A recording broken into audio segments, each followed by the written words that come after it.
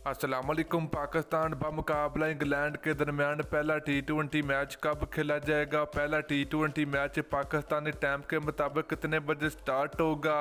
वो पहला T20 match हम अपने मोबाइल पर लाइव कैसे देखें? मुकम्मल तफसील आप लोगों को इस वीडियो के अंदर आपको मिलेगी, तो आप लोगों ने लाजमी इस वीडियो को एंड तक देखना है।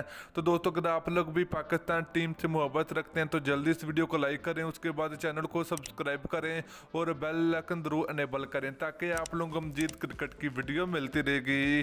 तो चलिए दोस्तों, आपको बताते चले कि पाकिस्तान बमुकाबला इंग्लैंड के दरमियान 3 T20 मैच खेले जाएंगे। पहला T20 मैच 16 जुलाई को खेला जाएगा। तो दोस्तों, पहला T20 मैच पाकिस्तानी टाइम के मुताबिक रात के 10:30 बजे स्टार्ट होगा, 10:30 पर खेला जाएगा।